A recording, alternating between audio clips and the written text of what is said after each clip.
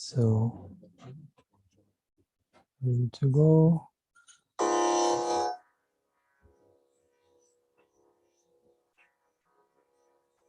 Okay.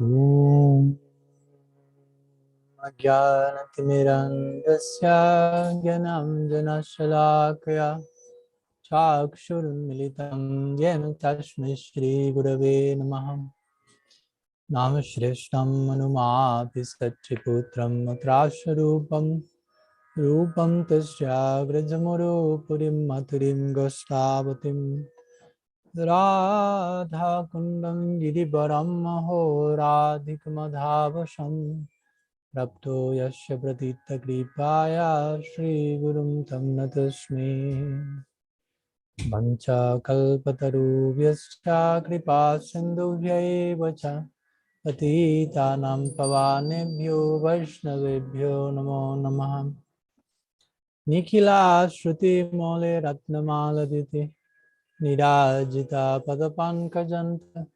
Ajimuktakulairupashyamanam Paritasvam Harinam Samshrayami Anarpitacharim Chirad Karunayavatirna Kalu Shamarpaitunam Natushpalarasam Shubhakti Shriyam Hari Purata Sundara Dyuti Kadamba Sandipita Sada Hridaye Kandaresh Purato Va Sachinandana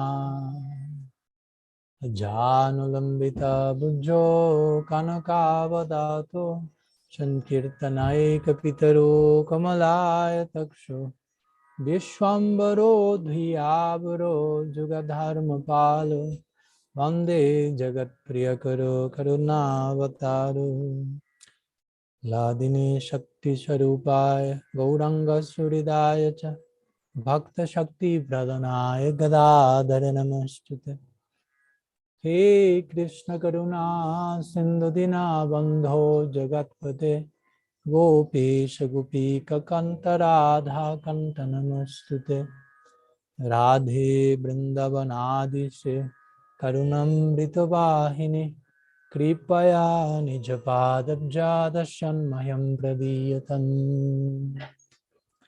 Bhaktya Bihina Aparada Lakshay Shiptaschakamadittarangamadhye Kripamaitvam Sharanam Prapanam Brinde Namaste Charanarvindam Brinde Namaste Charanarvindam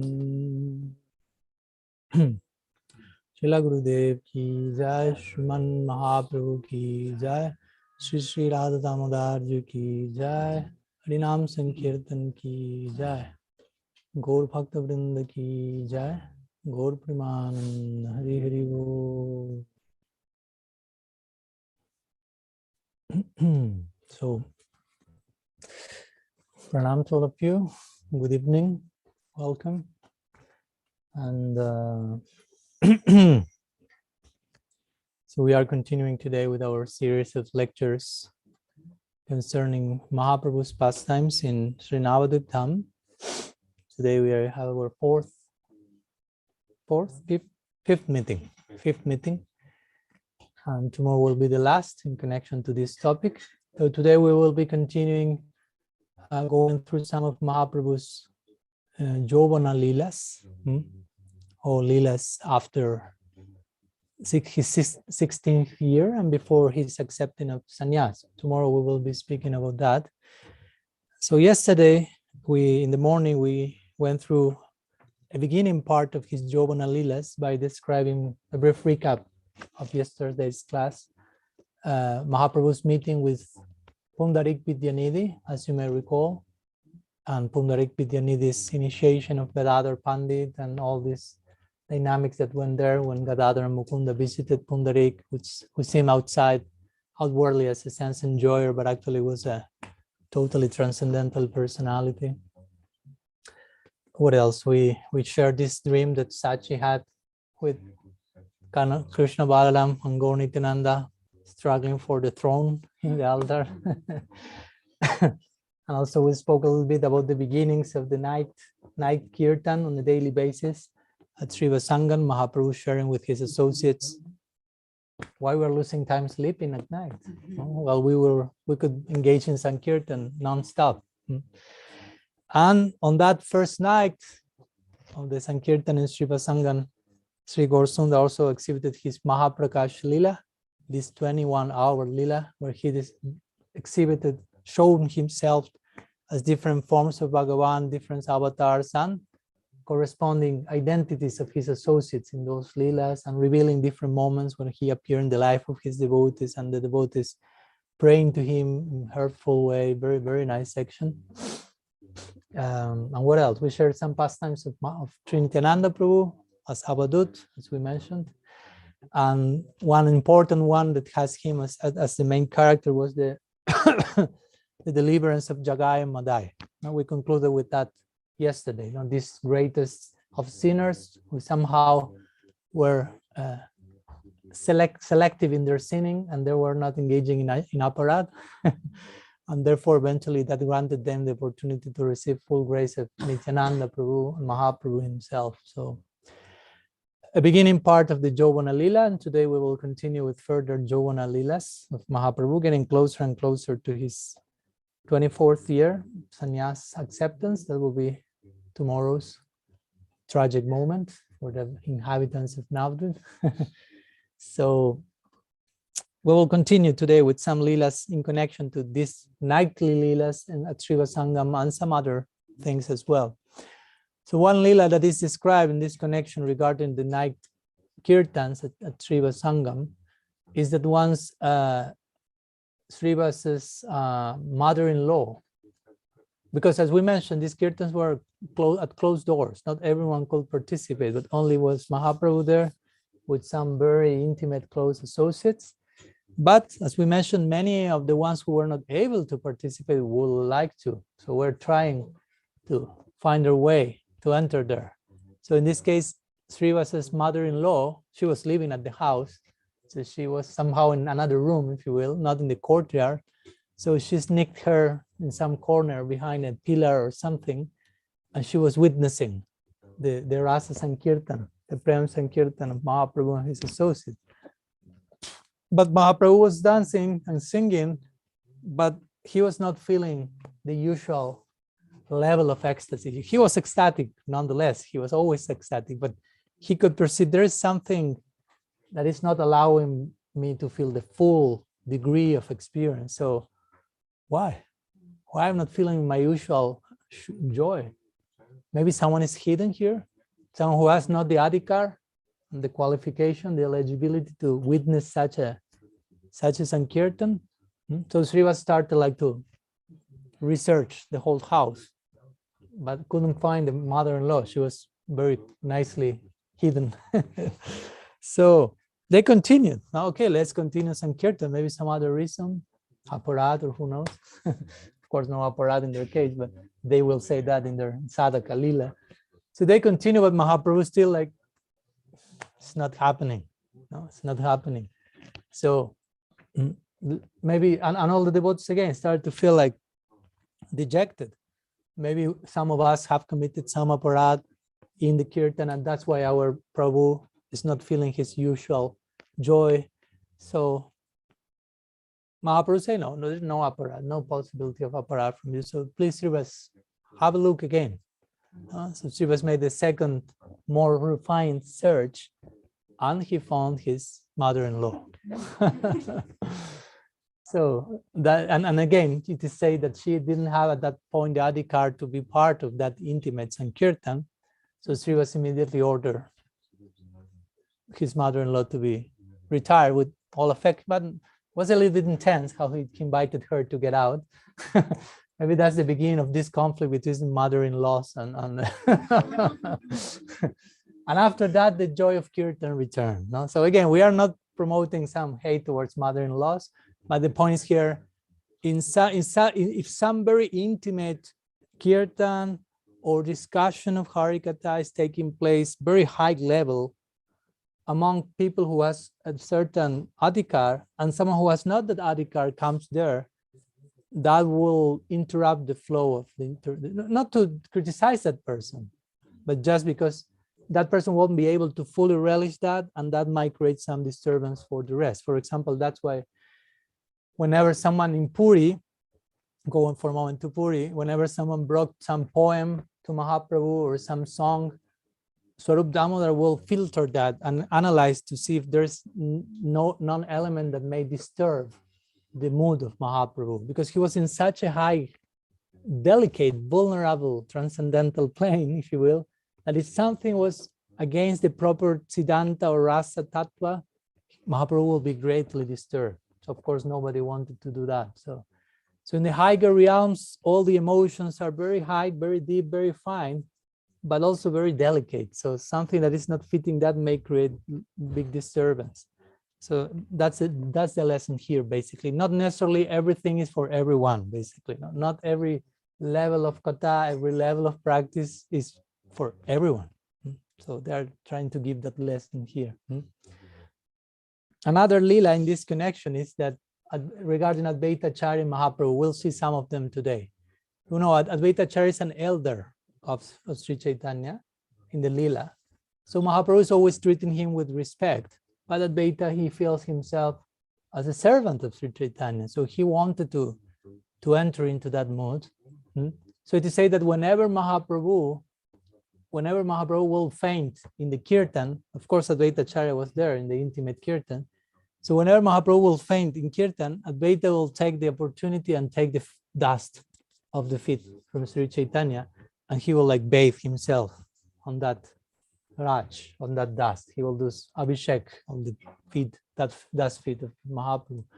So one day that happened, Mahaprabhu was fainted in the midst of kirtan, and after some time he came back to external consciousness, and they restarted the kirtan, but Mahaprabhu was not feeling the usual joy again.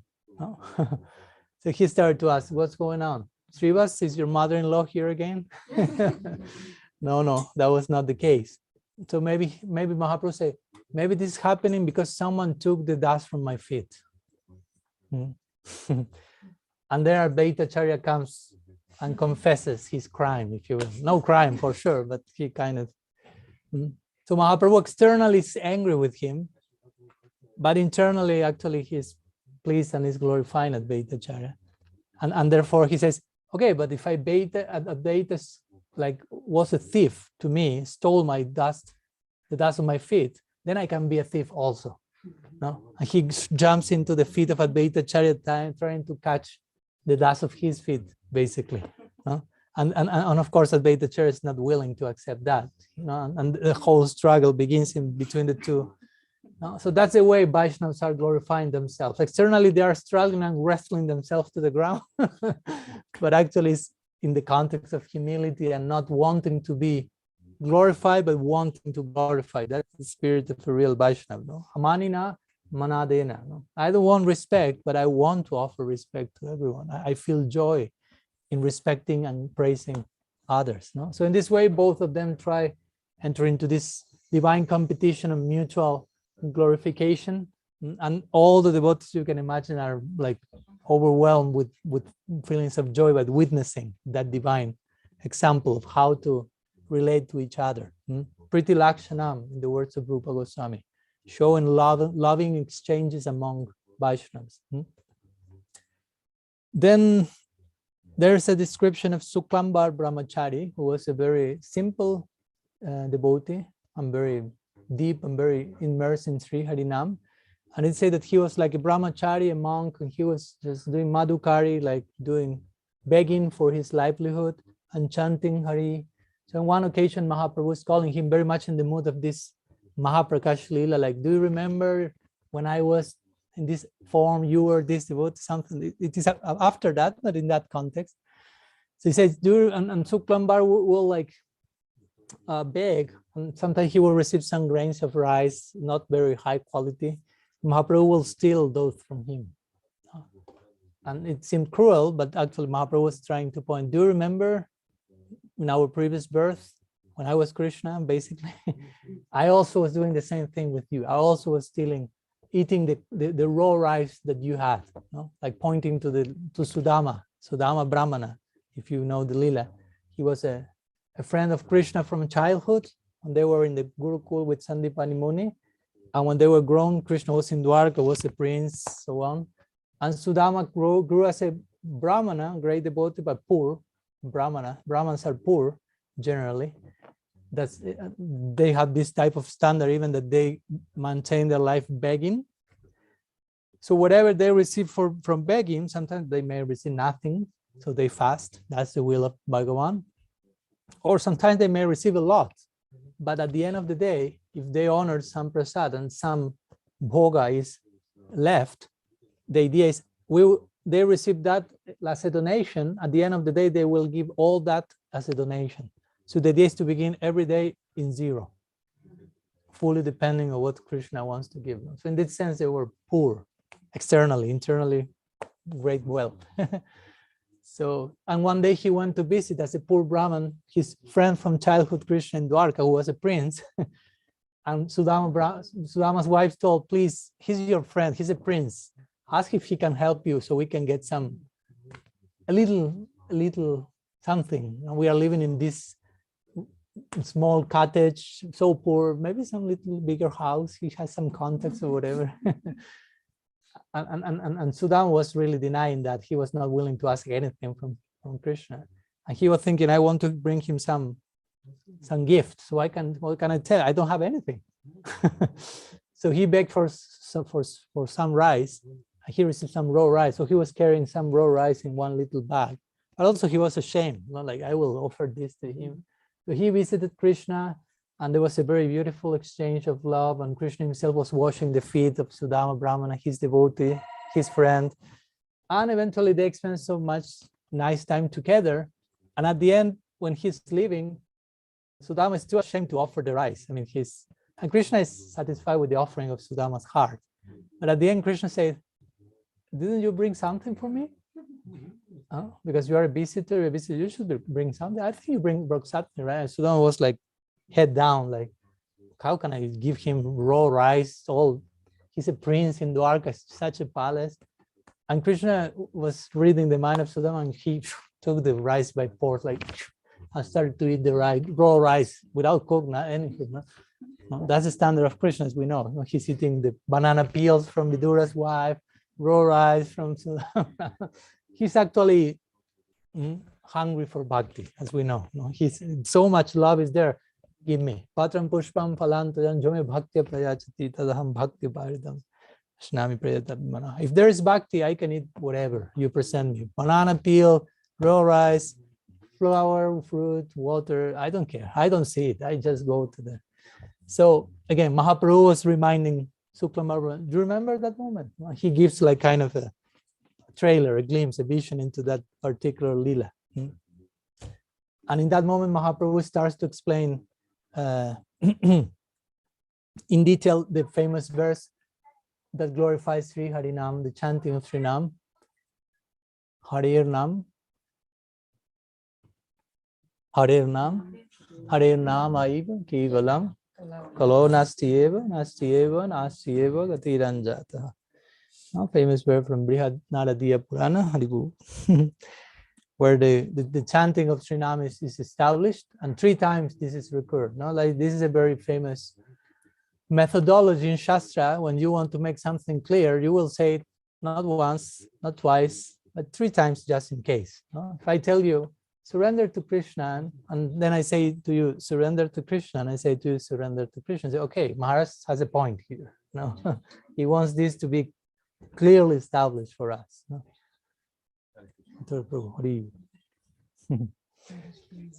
Welcome, nice to see you. Translation area there, if you want.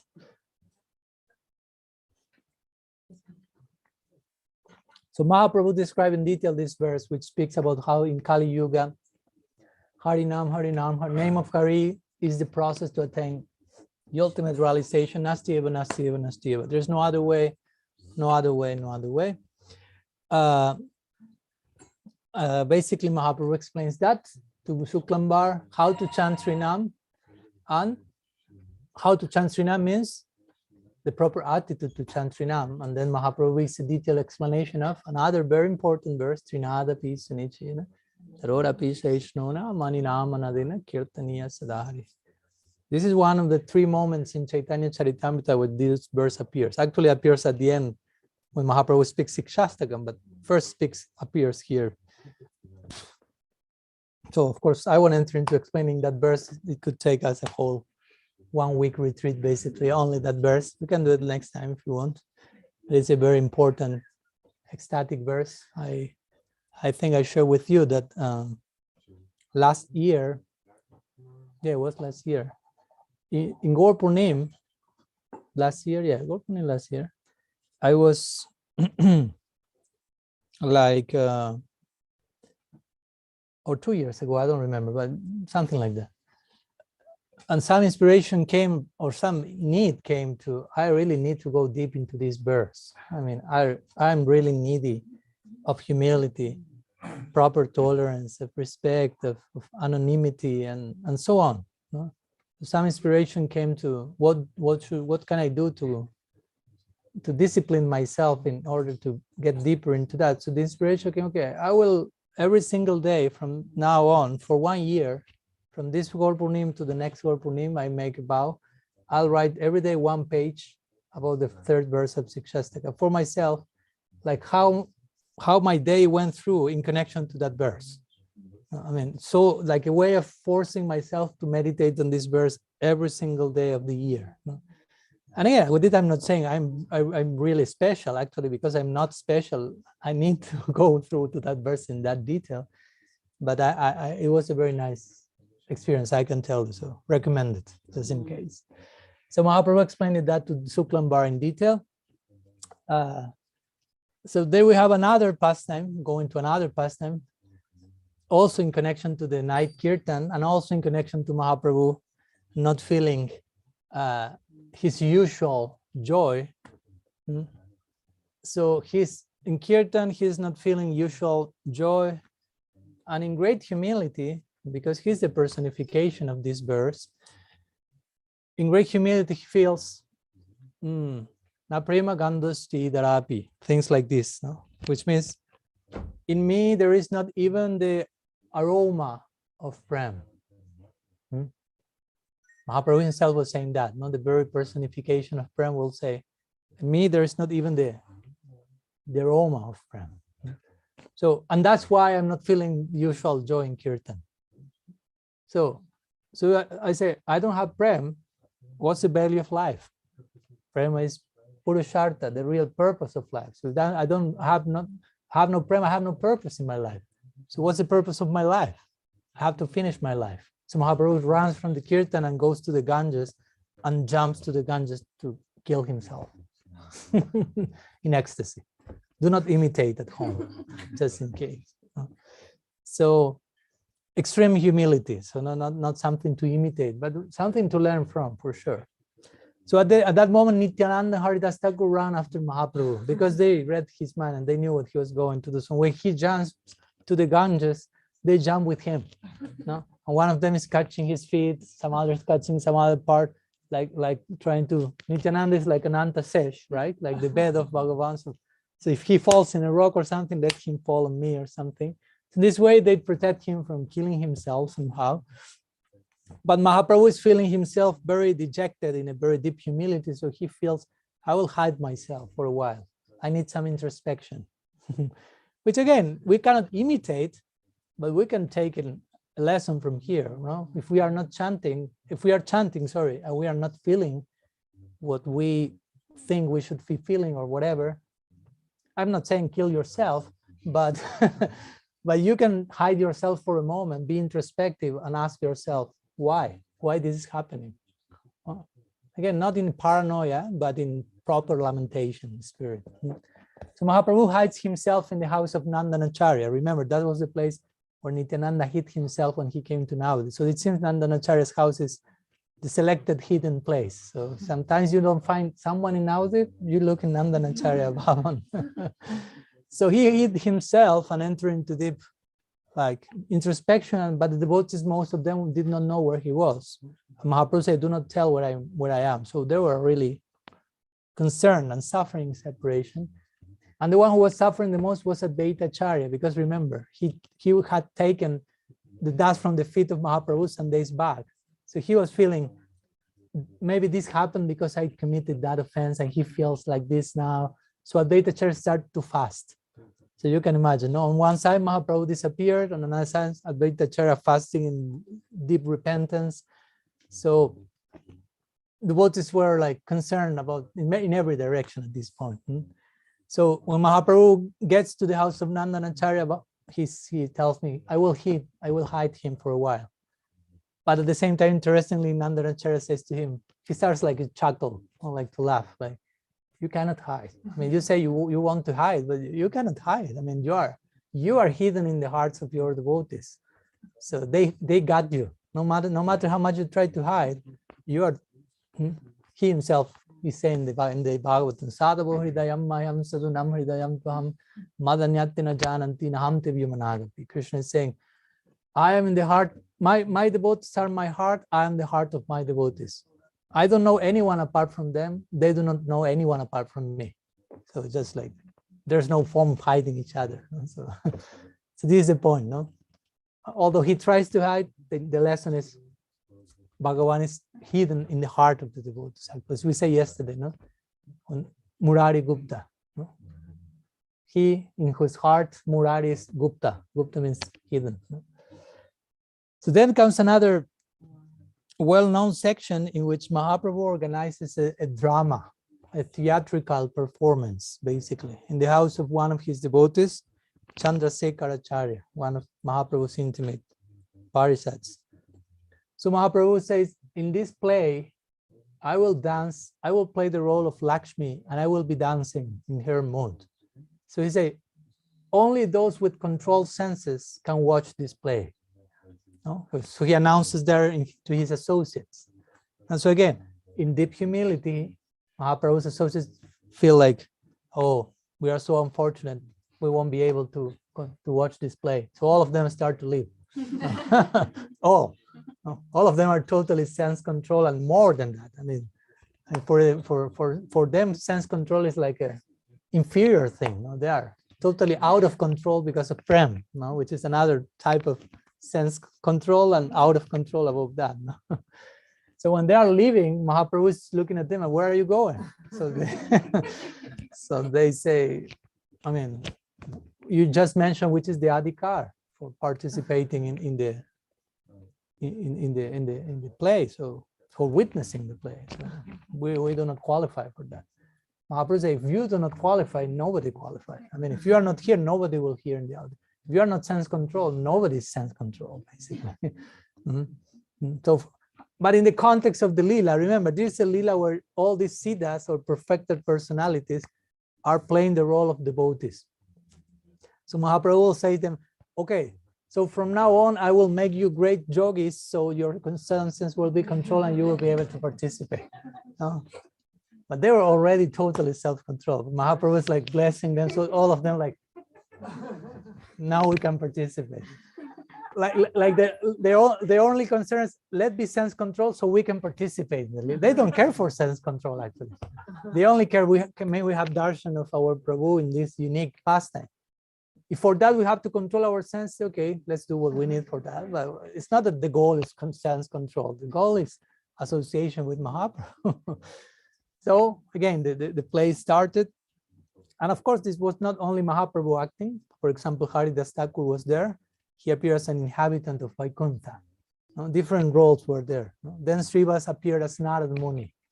No? And all of them acting according to their particular roles that were expected, of course. Of course, Srivas and Narad are quite connected. One is the other. Actually, Srivas is none other than Narad in this case. And Haridas is Brahma, so it's somehow connected. I mean, Brahma is not in Vaikuntha, but it's more close. So they, I mean, their roles fitted their other manifestations, if you will. No? So it is said that Narada appears, no? Srivas Pandit, Narada was usual, like Narayana, Narayana, Narayana. No? So Haridas is there in Vaikuntha, and he mentions that, oh, Narada mentions, I came to Vaikuntha because I'm looking for Narayan, but Vaikuntha is empty. There's nobody in Vaikuntha. So Narasi, I start to ask, where is everyone? Vaikuntha said, everyone went to Navadvipa, they said. All Vaikuntha is playing the role of sadhaka, like a way of making this point, like Nadia Lila, although it seems human, is full of transcendental personality. So all the devotees were looking the play and were laughing and were glorifying Navadvipa Dham Ki Jai, and they were crying and like this. So to say that Sachi Mata was witnessing the play and was fainting in ecstasy. So this was the level of play. I mean, it was more intense sometimes in the audience, and they were laughing and rolling on the ground and so on. In another moment, I'm making this very brief. It's a long description given in Chaitanya Bhagavat. Mahaprabhu at one point appears dressed as Rukmini Devi, in the bhav of Rukmini Devi. And she starts to describe this famous letter that she wrote to Krishna when she asked him, please kidnap me. That she fell in love with Krishna without meeting him in person. That type of separation is called Purvarag. There are 4 types of separation: Prem Vaichitya, Mam, Pravas, and Purvarag. The Purvarag means when you have never met your beloved, but you have heard about him, and you fell in love by hearing about that person. Or maybe nowadays, looking at a picture in social media or something. At that time, there was not that facility, so hearing about him.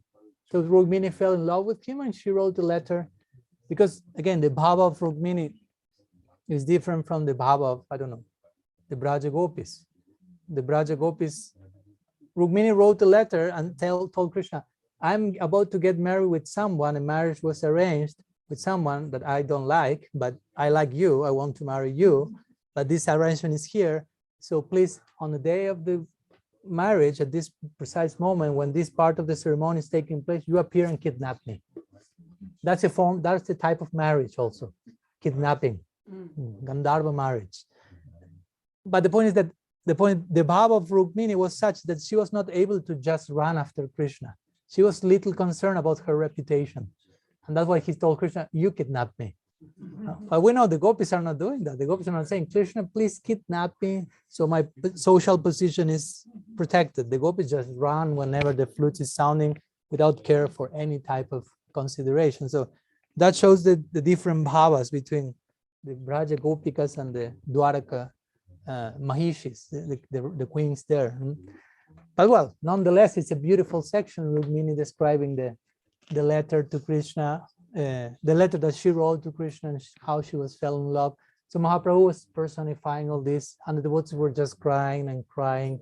Again, they were not telling, that's lower, the Braja Gopis are higher. This is not how a pure devotee thinks. It's not like, Rukmini, that's lower than Radha, let's only speak with her. No, they are hearing about Rukmini and they are crying. They're hearing about any lila, they're having a feeling for that. So for hours, the play continued. It was not just 1 hour, half an hour. See, to say that after 3 hours, Gadadhar Pandit appears on the scene. As we mentioned, Gadadhar Pandit is Sri Radha in Gaur Lila. So when Gadadhar appeared, Mahaprabhu started to glorify him as his consort.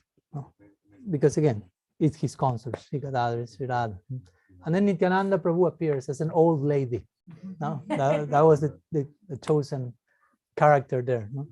And Mahaprabhu starts to dance as a gopi at that point. But it said that nobody knew that it was Mahaprabhu. Everyone was like, who is that gopi? Who is that person that is dancing like a gopi?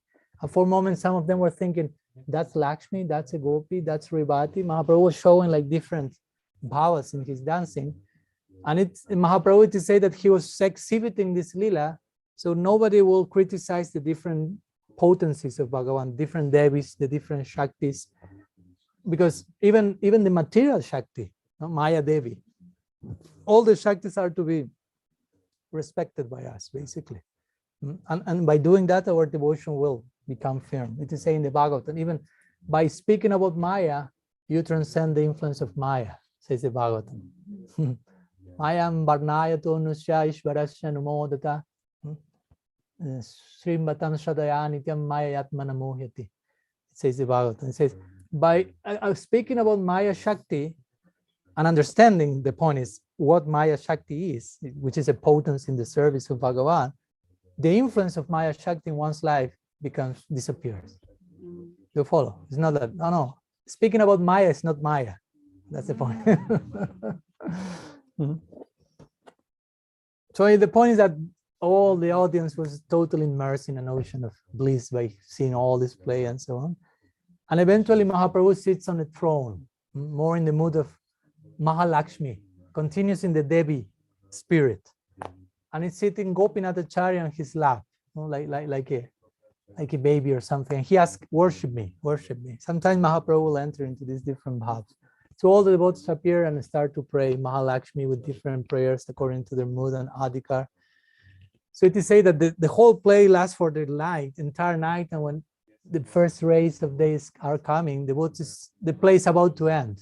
And the heart of the devotees is breaking because the play will end, the drama will end. They don't want it to stop. Already they were like 12 hours or something, but they wanted more. So to say that Mahaprabhu's all the devotees are so afflicted that to console them, he was in the mood of a mother like Mahalakshmi. To say that, and I know this may sound strange, but that's how it happened.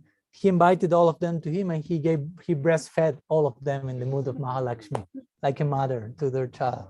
So everyone was fully nourished, and after that they returned to their house. And it is said that the house of Chandrasekharacharya, where the play was performed, was like effulgent during a whole week after such a play, like floating in an ocean of effulgence.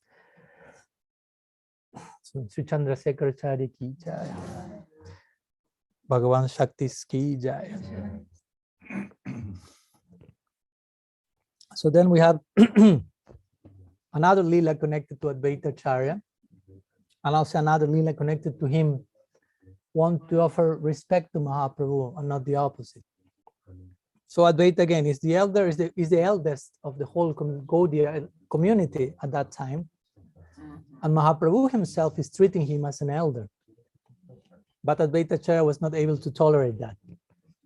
That Mahaprabhu is respecting me. Imagine, generally we cannot tolerate if someone is not respecting us. Advaita was not tolerating that Mahaprabhu was respecting him, being who he was, Mahaprabhu. So he started to think, how can I do, and he's always respecting me and honoring me and praising me. So Advaita Acharya was thinking, why he's treating me like that? Why he's never chastising me? Why he's never showing me that special affection, that special intimacy and confidence that you only show when you chastise someone? In a loving way, of course, not chastising out of anger or something. So Advaita Acharya devised a whole plan to receive the mercy of Mahaprabhu as he wanted. And the plan, as you may know, is he started to speak about the superiority of Gyan above Bhakti. And he started to lecture on one book called Yoga Vasishta, which is a book like it's not emphasizing Bhakti, but Gyan. And before that, Advaita was, as we mentioned yesterday, I think famous for lecturing on the Bhagavad Gita and being obsessed with finding devotional meanings behind every verse. And if the devotional meaning will not come, he will fast, not sleep till that came. But now he started suddenly to preach Gyan is above Bhakti. But again, this was a preaching strategy. So it is said that at that point, Mahaprabhu and Nityananda, they were bathing in the Ganga. No? They were totally immersed in Prem. So in that ecstasy, they faint in the Ganga, and they are carried by the current of the Ganga. The two of them were floating, fainted in ecstasy. No? But well, Ganga was playing part of the whole Leela. So the whole current is taking them till the house of Advaita Acharya. No? So they reach to Advaita Acharya's place, and they get to know, Advaita Acharya now is preaching Gyan above Bhakti. So the news come to them and they go straight to Advaita Acharya's house. And the news come to Advaita Acharya, Mahaprabhu is quite angry and is coming here very soon. So Advaita Acharya hears that and he starts to speak about Gyan, glorify Gyan with even greater enthusiasm. To overemphasize Gyan is the all in all and Bhakti is not the great thing and so on. So finally Mahaprabhu enters the room and finds Advaita lecturing about the glories of Gyan and the inferiority of Bhakti. So Mahaprabhu looks at Advaita and says, what is superior, Gyan or Bhakti? immediately goes to the point. No? And Advaita says, Gyan. No? Feeling it's getting closer, it's getting closer. What I want is getting closer. So Advaita say like Gyan ki jai. No? And Advaita Chair was sitting on the Vyasasan. As you know, he was an elder, not only elder of Mahaprabhu, he was elder in age. He was like 70 years or something in the Leela. So when Advaita says Gyan, Mahaprabhu enters immediately in an angry, transcendently angry mood, and he takes Advaita and grabs him down from the Vyasasan and throws him to the ground immediately. No? And he grabs him to the courtyard of the house outside of the temple room and starts to hit him, slap him with two hands like, intensely. You can imagine if a boy of 20-year-old boy starts to hit a 75-year-old person. I mean, how much will that last till he dies, basically? No? So he starts to hit him more and more, and Sita Thakurani, who is Advaita's wife, comes to the scene asking Mahaprabhu, please stop, you will kill my husband, please stop. But Mahaprabhu continued like even stronger and stronger, and shouting him like, why did you call me? Remember, Advaita called Mahaprabhu, come and descend. Why did you awaken me from the ocean of milk ocean? Why did you make me come? For me now to hear you saying Gyan is superior to Bhakti? That's why you called me? And continue slapping him stronger. Oh my God. So, and the most interesting point here is Advaita Acharya's reaction. Before he was receiving all that, and he was like Jesus Christ said, put your other cheek, no? Put your other cheek, and put your other cheek. No? So he was laughing and glorifying, experiencing such joy. So at that moment, Mahaprabhu was like, what's going on? Why we are celebrating this? No? And I say, I got it. I cheated you. I got what I wanted. No, you always are respecting me. You always offering me praise. I'm always the high person. You are never chastising me. But today, I really obtain your mercy. No? The Shastra say, Tad Vartsana Kripara Lakshan. No? A symptom of mercy is chastisement. Of course, this is not to promote dysfunctional, let's go outside and start to slap ancient people on the street or something. No? But again, if you have a special affection and trust, only then you will chastise someone. You won't be chastising everyone and anyone. So in that way, no, that's an important lesson for us also, that as we spoke these days, I think, mercy can come in different ways. Caressing or slapping as well. That hurts. But it's mercy. So it hurts, but it's mercy. So we know it's coming from an affectionate source. Especially the chastisement is special mercy, we will say. So coming from Guru, Vaishnavas, again. Prabhupada said that once, we quoted that the other day. No? Guru may slap you or may caress you. Both cases, he's giving mercy. You shouldn't create dualistic thought there. It's the same thing. So, Advaita Acharya ki jai. So, another pastime we want to share today.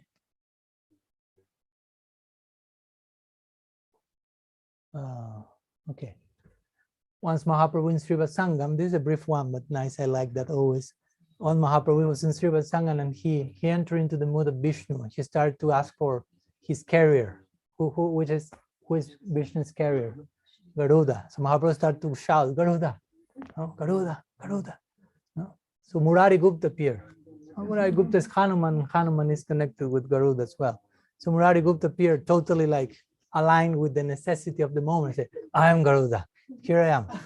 No? Transcendental Uber, here I am.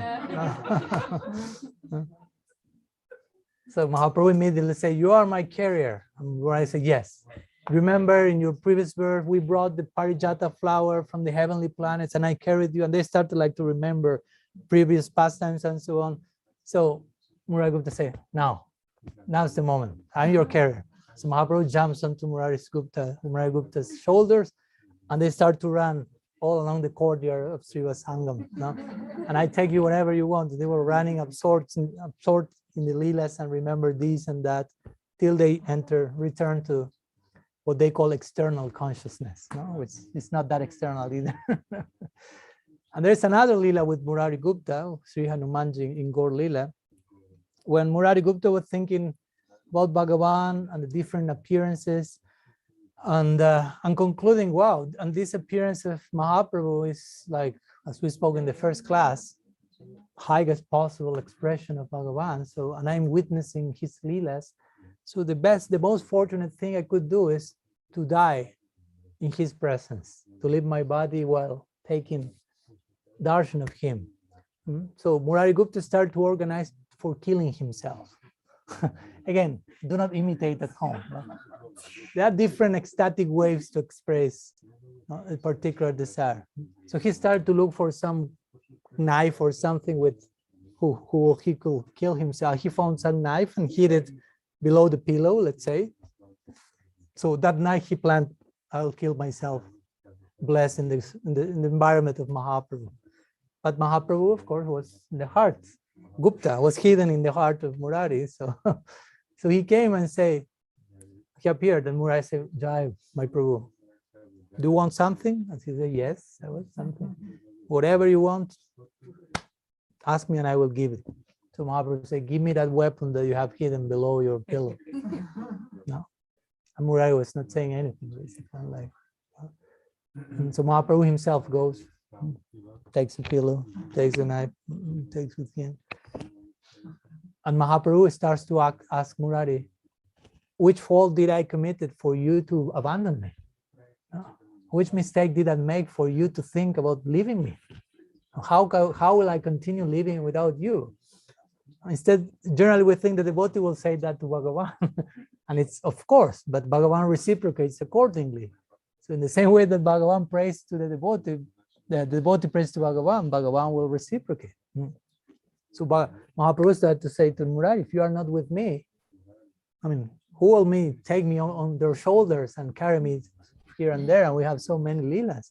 So please promise me that you will never do such a thing again, ever. And of course, embraces Murari, and he starts to cry and cry and cry.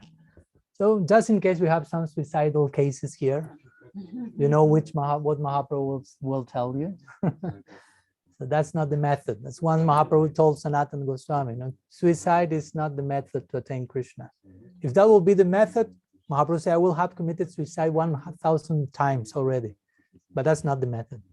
So we have to take care of our sadhaka deha in a proper way. Also, there is one nice pastime mentioned in the Chaitanya Bhagavat in connection to Sadhu Ninda or Vaishnava Aparat. And this pastime happened when Mahaprabhu exhibited this Mahaprakash Lila of 21 hours, but that was told after that, because in connection with some other topic. So we will respect the order in which it appeared in the Chaitanya Bhagavat. But at this point of the Mahaprakash Lila, remember, Mahaprabhu was blessing everyone and giving prema to everyone. Again, all of them already had prema, but in the unfolding of the Lila, he was giving. So at one point, someone asked Mahaprabhu, you had blessed everyone and given prema to everyone, but you didn't give prema to your mother, no, to Sachi.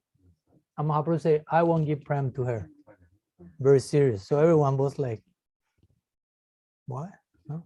He said, only after she counteracts the offense she committed to Advaita Acharya, I will give her prema. So what's the background to this? Of course, no. As you may know, as you may remember,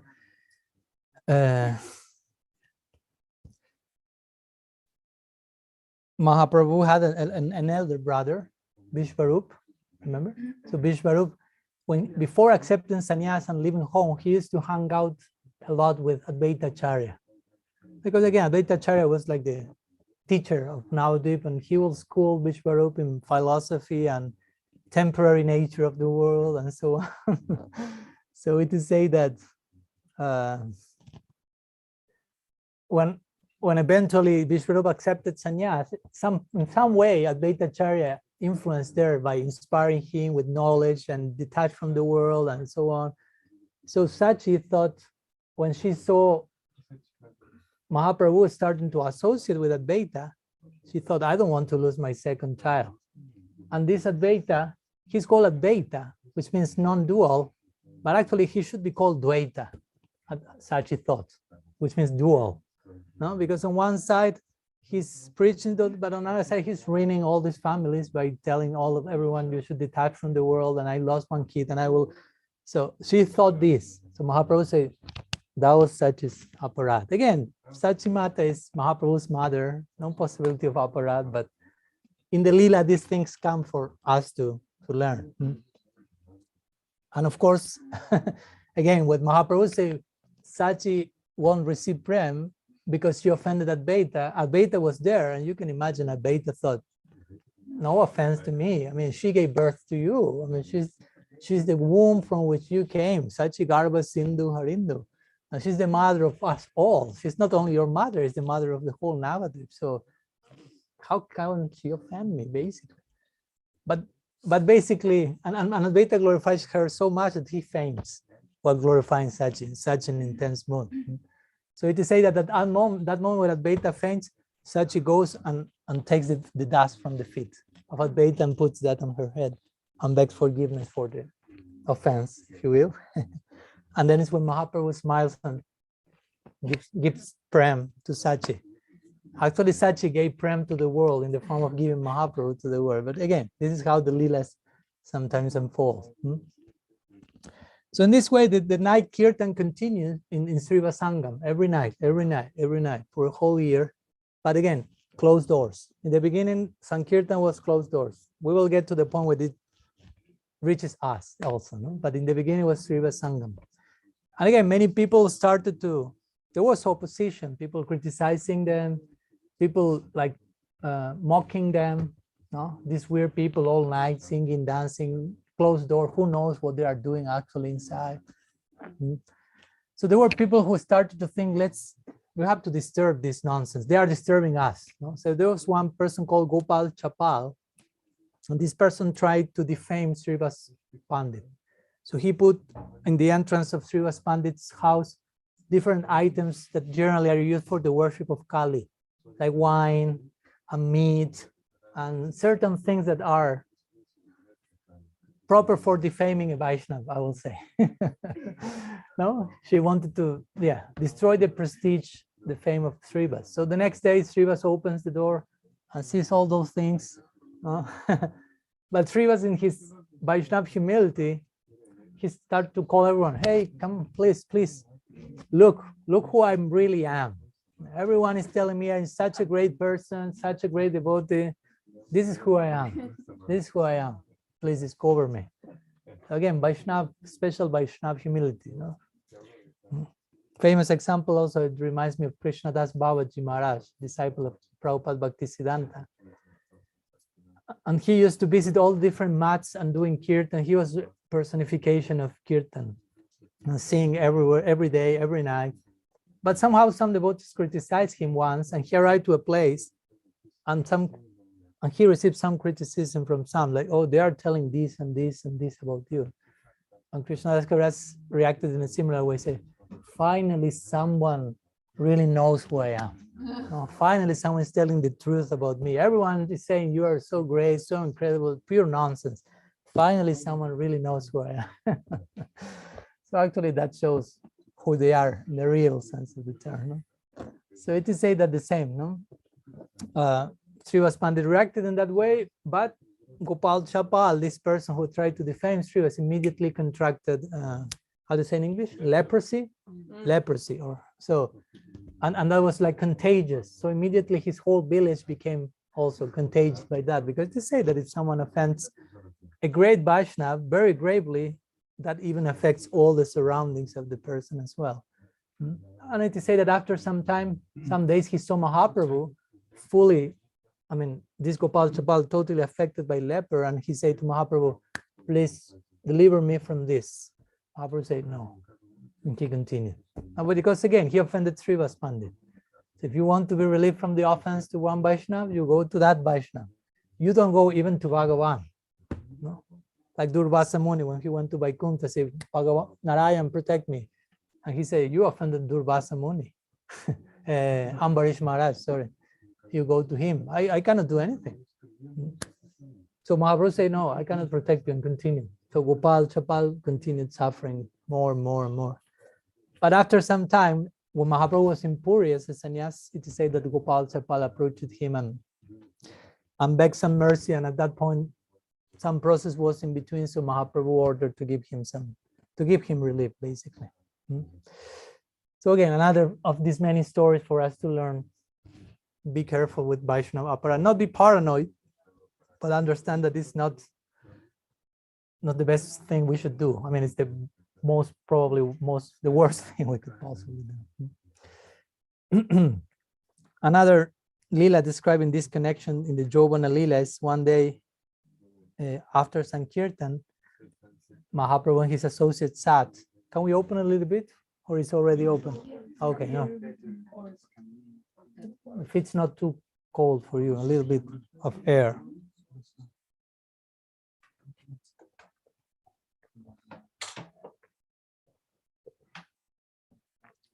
Thank you. A little bit. So once Mahaprabhu, after Sankirtan, he sat with his associate to take some rest. Remember, the Sankirtans were intense, 12 hours, singing, dancing, rolling on the ground, fainting, waking up, and so much emotional display. So they sat to have a rest. And there in the courtyard, it is said that Mahaprabhu took a seed of mango tree. He put the seed of the tree. This is one of the many miracle-like sections of the Lila. And immediately the tree started to grow and to give mangoes immediately at the moment, on the spot. Mahaprabhu took like 200 mangoes, and it is said they didn't have seeds, it didn't have like skin. They were just like ready to honor, basically. And only one mango was fully satisfying one person. Generally, if you are hungry after 12 hours or kirtan, a whole tree of mango is not enough here. But here, one mango is more than enough. So Mahaprabhu offered them, washed them, offered them to Krishna, and started to, he tasted first one, and he shared the one with all the devotees. So it is said that this mango tree was giving fruits every day and the 12 months of the year. Generally, you don't have mango trees doing that. No? So every night the devotees after kirtan will honor that mango tree. So there are many pastimes like this which are miracle-like, and for us they are not actually the main proof that Mahaprabhu is God. Maybe in some other religions they try to, okay, there's a miracle that shows he's God, but for us it's beautiful, but I mean, Hiranyakashipu and Ravana also performed miracles. Now, they had mystic powers, and they did something that one will consider miracle. Miracle basically means something that I don't know how to explain, that goes beyond the laws that I'm familiar with. But if you have astasidi or mystic perfection, you can do that, and you can be an asura. So again, performing miracles is not warranty that you are God. Maybe it's warranty that you are an asura. Who knows? So, then we have another lila. An astrologer, in this case, is taking part. It's a very nice section. An astrologer is there and visits Mahaprabhu. It is said that this was an astrologer with fame of Trikalagnya. Trikalagnya means he knew past, present, and future. So he visited Mahaprabhu in his home, and he received, and he asked him, to the astrologer, can you tell me who I was in my previous life? No? So you can imagine. So the astrologer started to make all the calculations, no? Because you need to have that idea. No? Of course, and when he finished the whole calculation, he realized, oh my gosh, you were Bhagavan in your previous life, which means you are Bhagavan in this one as well. No?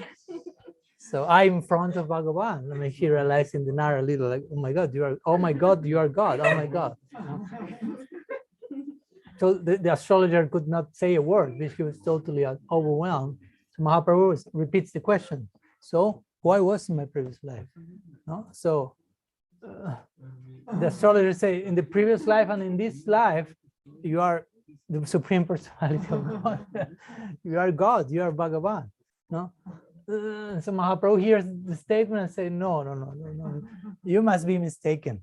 No, I can tell you who I was. In my previous life, I was a cowherd, a Vaisya. No? And due to being a good cowherd and following my dharma and protecting the cows, now I obtain a higher birth as a brahmana in this lifetime. No? So to say that the astrologer was totally overwhelmed and offered pranam, and Mahaprabhu gave him prem and left. So there is place for astrology in the Lilas, you can see. So again, in all these moments, it continues this tension of all Navadvip wanting to join the night Sankirtan of Mahaprabhu. Imagine that you live in Navadvip, Mahaprabhu is there with his intimate associates, and you are not one of them yet. You are outside the Kirtan. Every night there is Kirtan. You receive the news, all that is happening, but you cannot enter. So you are burning with longing when that day will be mine so I can enter there and so on. And they are feeling, maybe we cannot enter because so many people is trying to blaspheme them, criticize them, so they take care of doing that in very close circle. But we need that. We have hope that will happen at one point and so on. So it's getting closer. Very soon the Kirtan will go to everywhere, including Sofia. So Mahaprabhu started in those days to order everyone in Navadvip, sing Hari or sing Hari Haraya Nama Krishna Yadavaya Namaha, and so on. So in this way, Sankirtan was starting, the stage where the momentum was created. No? So to say that Sankirtan was taking momentum, so some Brahmanas from Navadvip, not Muslims, but Brahmanas, started to complain to the Chand Kasi. So now comes this famous section. Chand Kasi was a Muslim, like, governor of the place at that time. But the local Hindu Brahmins, which were more attached, like Smarta Brahmins, we had like a whole business out of their birth, basically, felt these new guys are ruining our business with their new religion of singing and taking all the people with them. And what about us and our bellies and pockets now? So they start to complain to the governor, they're ruining our religion, you should do something about that, and so on. So it is said that once the Kasi sent some of his people once to Sriva Sangam, and the devotees were doing their classical Sankirtan, but these Muslim agents came and threatened them and say, you have to stop this new ritual you are doing. You are all night long awake and shouting. Now nobody can sleep and disturbing everyone's other religious practice. And if you continue doing that, you will see the consequences. And they took one mridanga and broke the mridanga. If you go to Sriva Sangam now, in one of the three altars, they have three altars. One of the three is this lila with one broken mridanga on the altar, like personifying this moment. And they say, no, if you continue, we will force you to become Muslims and to eat meat and things like this. So you can imagine, they broke them down. From now on, Sankirtan is forbidden. No more Sankirtan in Navadvip. So you can imagine, there was some opposition. I mean, here we have a very comfortable situation. It's not that you go out singing and you get to the jail or they broke your mridanga, maybe some 30 years back. But so the point is that, of course, the devotees were totally concerned. Mahaprabhu was not there at that moment. So they went to Mahaprabhu and said, this happened. So you can imagine Mahaprabhu became like Rudra, no, just about to destroy the whole universe when he heard all this. So the first thing he said was, do not stop Sankirtan. No, very first thing. And that day I will kill all the Muslims. No, this day I will kill, of course, he will kill them with his arguments. He won't kill anyone physically. So again, all the devotees continue with Sankirtan, but still they were somehow concerned. They have faith in Mahaprabhu, but the situation was intense. No, so Mahaprabhu could feel that because he was with them in Sankirtan. I felt, you are not as usual. You are pretty concerned. So let's do something. Mahaprabhu say, today, this evening, we will make public Sankirtan. So this is the very first moment where the Sankirtan goes out from Siva Sangam to the rest of Navadvip and eventually to the rest of the world. So, so we will go out and we will create a big group, and we will go with, how do you say in English, torch, and very big group. Mahaprabhu went with 3 groups. Each group will have 4 mridangas, 21 members, 4 mridangas and 16 kartals, no, and singer. No, so all the groups were divided like this, and all Navadvip, mostly, not all, but mostly all Navadvip, join in the procession from Sriva Sangam towards the house of Kazi, basically at night with torch, and the whole population getting more and more intense in dancing and singing. So we say, no, Mahaprabhu first was before even Gandhi or Martin Luther King. He embraced this civil disobedience, non-violent movement. They were singing and so on. But eventually, some people in the audience got a little bit like enraged. No, they wanted to attack the Kasi and to use the torch for put the house under fire. And at this point, the Kasi was in his house, but looking outside and seeing this is very intense and hiding inside his house. Huh? In the beginning, the Kasi like threatened them, but now he was totally scared, actually. So he entered into his room. So Mahaprabhu arrived and asked him in transcendental anger, what is the Kasi? Where is the Kasi? I will cut his head. So you can imagine. and at one point, he entered into that mood and let's burn the whole house. And now the devotees told him, maybe you should get a little bit quiet, more calm, and we can speak with him. So eventually, the point is that the Kasi was called, Mahaprabhu entered, and they started to talk with each other. No, Kasi and Mahaprabhu and his intimate associates.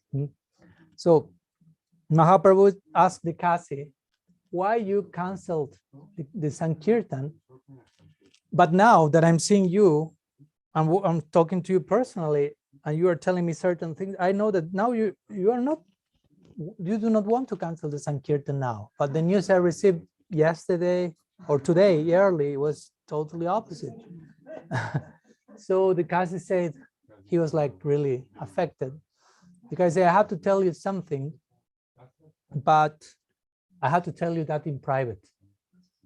And Mahaprabhu was surrounded by his intimate associates. So he says, this is private, because they are not different from me. He made an important point that between them and myself, there are no secrets. There's no difference. I'm their heart, they're my heart. So it's the same. I'm with you and they're with me. I mean, that's important point again about how Mahaprabhu Bhagavan is close to his soul. So speak. So then the Kasi reveals one dream that he had. After the Mridanga was broken, he went to sleep that night, which was the last night before this. And he tells to Mahaprabhu, at that moment I was dreaming, and a terrible personality, half man, half lion, appeared to me, roaring, like just about to swallow the whole world, and pointing to me actually. And he started to like trying to tear apart my chest, like open my chest. And he was telling me, why you have broken the Mridanga? It's my favorite instrument. Of course, it was Nrsimha Bhagavan. And Nrsimha Bhagavan was telling the Kasi, Mridanga is my favorite instrument. So you have forbidden Sankirtan. Better you allow Sankirtan to happen. Next time you do that, I will destroy you, your family, and all the meat eaters around you. Like in this ferocious mood. So the Kasi woke up and tells Mahaprabhu all this dream, and he says, and look, and he opens his chest and showed, and here his chest has all these markings of Nrsimha Dev. So it was not only a dream, but he woke up and he was actually, he acquired some scars. Some scars and some scars also. So Nrsimha Dev's nails were there. Tavakara Kamala. So it is said that immediately after that dream, Kasi said, stop opposing the Sankirtan. We will allow Sankirtan and so on. So he told all this to Mahaprabhu, basically. So Mahaprabhu, of course, at this point, there was a change of heart in the Kasi. There was a change of heart in Mahaprabhu. So the Kasi said, now that I'm in front of you, I feel that you are God himself. You are Bhagavan himself. So he started to have this epiphany, like change of heart. So Mahaprabhu, you have recited Srinam, because in the context of speaking, Kasi mentioned the name. Mm. So because of that, you are now purified of all sinful reaction, basically. So the Kasi hears this and falls to the ground crying and asks mercy for Mahaprabhu. And as we know, he becomes eventually his follower. He will give his own place in Jagannath Puri. The Gambhira is the place of the chant Kasi there, actually. So of course, after this, Mahaprabhu asked the chant Kasi, please, from now on, do not put any obstacle to the Sankirtan. And of course, the Kasi say, as long as I'm able to do, everyone who will be born in my dynasty, none of them will put opposition to the Sankirtan. And it is said that after many generations, that promise continued. Even though many of them were Muslims, they always were respecting the Sankirtan of Mahaprabhu. So of course, you can imagine what big celebration came after this and what the Sankirtan. And again, the whole arrangement of this lila is now the Sankirtan is out in the streets of Nadia. So everyone can take part of that. So Chant Kasi was instrumental in that. So Chant Kasi ki jai. He of course joined the Sankirtan. It is said that Chant Kasi is actually Kamsa in Gaur Lila. You can imagine, no? Kamsa in Gaur Lila. And Jarasandha, who is in Krishna Lila, is now one Hosepsa, another of the bad guys. Muslim bad guys in the Lila. So in Krishna Lila, Krishna gave Sayuja to these asuras, but in Gaur Lila, all of them received Prem. So Gaur Lila offers this most upgraded possibility. So let's finish with two brief stories, gradually getting closer to Mahaprabhu's sannyas. We will speak about that tomorrow. One famous story also, we are speaking in the context of Sriva Sangam. Many of the Leelas today revolve around the courtyard of Srivas, a very important place for us. And this is a very important, nice story. Once Mahaprabhu, Nityananda Prabhu, and many others were executing Naik Sankirtan there, Rasa Sankirtan in Sriva Sangam. And one of the children of Srivas Thakur dies, was a baby. So you can imagine we are doing Sankirtan here. I won't give examples of anyone's child here, but one baby dies, someone's son died, newborn, basically. No? So generally, that will become the main event at that point. No? Sankirtan is over and let's all run to somewhere, whatever. No? So, of course, this happened at Srivas again, and we should learn from this, be careful not to imitate superficially, get the gist of the whole idea. All the mother and other ladies, mother-in-law of the kid were crying and crying. The kid just died, so small. And Srivas was in Sankirtan, but somehow he heard the crying. So he went and said, what's going on? And they said, well, your son died. So Srivas was like, whoa, okay, but he said, please do not cry in such a way that will interrupt Mahaprabhu's Sankirtan. Again, I know it can be too much for some, like, but your son died. But again, in a very strong way, but he's showing what's about in your life. Your son of Mahaprabhu. Again, try to make that point, basically. No? Because if your son is about Mahaprabhu, okay, we don't condemn you, but for Srivas Pandit, the priority is always Mahaprabhu. If Bhagavan is served and he's obtaining full pleasure, the conclusion is everything else will be okay, no matter what form it takes, even if my son dies. Again, it's a strong pill to swallow. I know, but maybe we cannot imitate that because that will be dysfunctional. But please do not see Srivas Thakur as a hard, fanatic grihastha or something like that. And we will see there is a whole teaching in the Leela. It doesn't end here. So do not just close the whole thing here. So it is said that Mahaprabhu continued in Sankirtan, but he felt there again, I'm not feeling the usual joy here.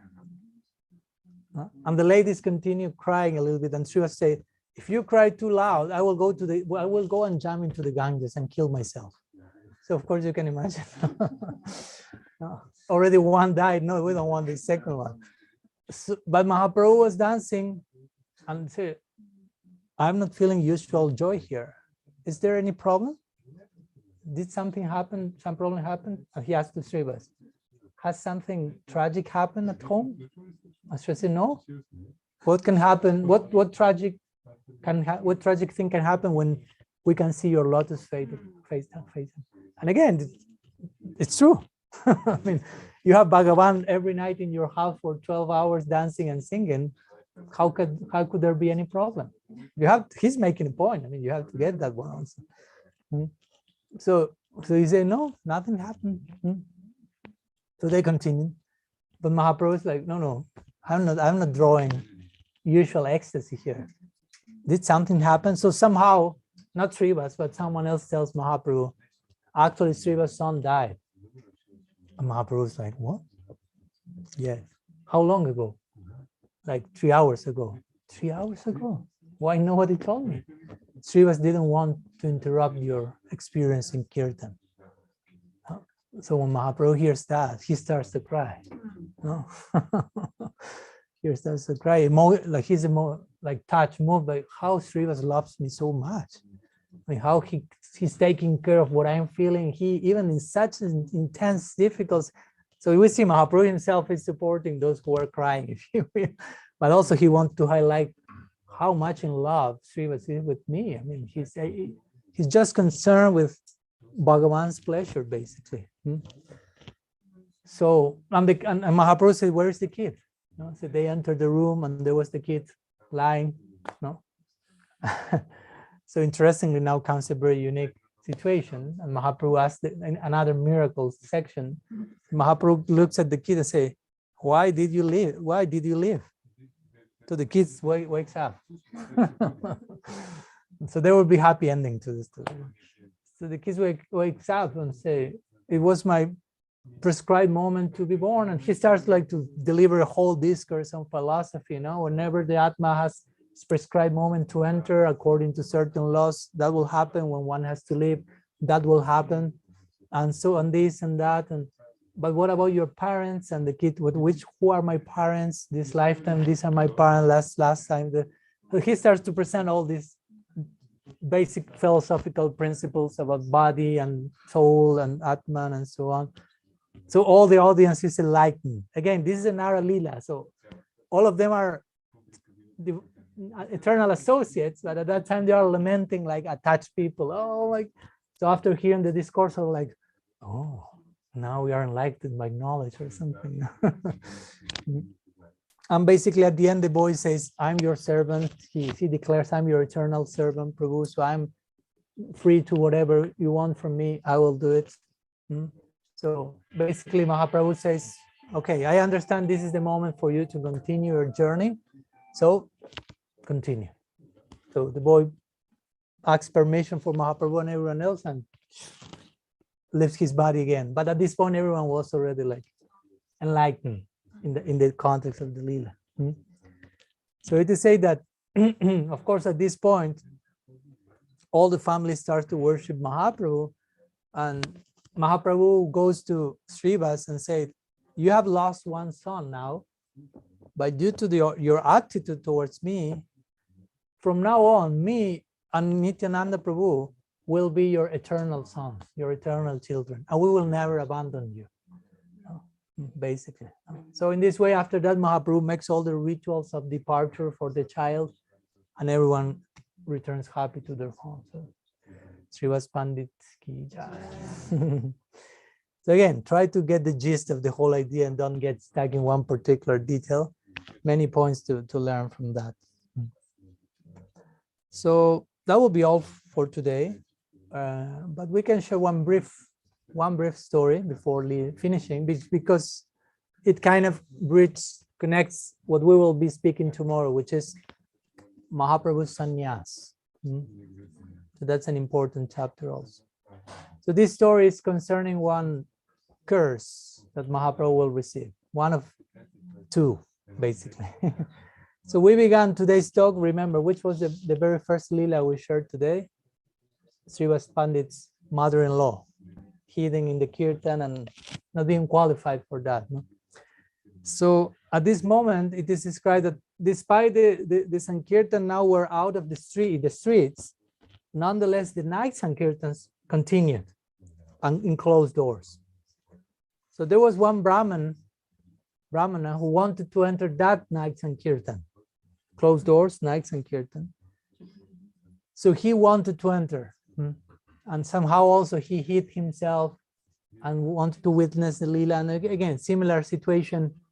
Mahaprabhu was not feeling the usual joy, asking what's going on, and finally they find him, and they say, well, but this, and someone who knew him say, but this Brahman only drinks milk. Like on a level of material purity, that's like super paka, no, uttam, like very high, like I only drink milk, like ultra sattvic, according to Vedic, Ayurvedic consideration. He only drinks milk. But Mahaprabhu say, which was his reply, of course, drinking milk is not the qualification to enter my kirtan. No? Only drinking milk, I mean, you can be vegan and participate in some kirtan. Because that's not the real adhikar. Adhikar has to do with an internal type of purity, not like material purity according to what I eat or whatever, no? So, but the point is that this Brahman, when he heard that he was not allowed to enter, he became enraged. He was not able to accept Mahaprabhu's opinion. So it is said that the next day, the Brahmin was like boiling, if you will. And the next day he sees Mahaprabhu, and when he sees Mahaprabhu, the one who didn't allow him to enter the kirtan, he curses him. He takes the upavita, as you know, sometimes in the lila they take the upavita and they like this and pronounce the curse and break the upavita, or some different ways. They put water. I curse you for, throw the water. So I curse you, he tells to Mahaprabhu, that your family life will be a disaster. Wow. Blessing.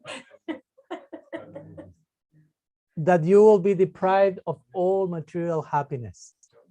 So it is said that when Mahaprabhu received that curse, he was like overjoyed. Like, I mean, it's a hidden blessing. And of course, as we will see, that's this kind of starts to anticipate his sannyas lila, because basically sannyas lila means that, no family life, basically no family life, but the whole world becomes your family. So there is family life, but in another sense. But again, this lila is one of another one. The other one I will tell you tomorrow, in which Mahaprabhu is cursed in this type of connection, curse or things like this, or criticized and so on. So this kind of connects with one of the explanations why Mahaprabhu accepted sannyas. Of course, tomorrow we will share many explanations why Mahaprabhu accepted sannyas concerning preaching to the society and concerning the internal purpose for his descent, tasting Radha. But also in the dynamics of the lila, we could say he accepted sannyas because the Brahmin cursed him. And in order to honor the curse of the Brahmin, he did that. So today we will put our narration to rest, but tomorrow we will continue and finish our last meeting on Mahaprabhu's Navadvipa Lila, speaking about his sannyas lila, which will be outside of Navadvipa. Actually, his sannyas lila is taking him out of Navadvipa, but somehow it's quite connected to it. And when we spoke about Puri Lila last time, we didn't speak about that in detail, so we will do it tomorrow in the evening, and tomorrow morning and day after tomorrow morning we'll have Istagosti Q&A for those who would like to come, for sure. Questions and answers, also 8:30 in the morning. So Srila Gurudev ki jai, Shriman Mahaprabhu ki jai, Shri Harinam Sankirtan ki jai, Gaur Bhakta Vrinda ki jai, Gaur Praman. Panchakalpatarubhyascha kripa sindhubhyaiva cha Titanam pavanebhyo vaishnavebhyo namo namaha. Ananta koti vaishnava vrinda ki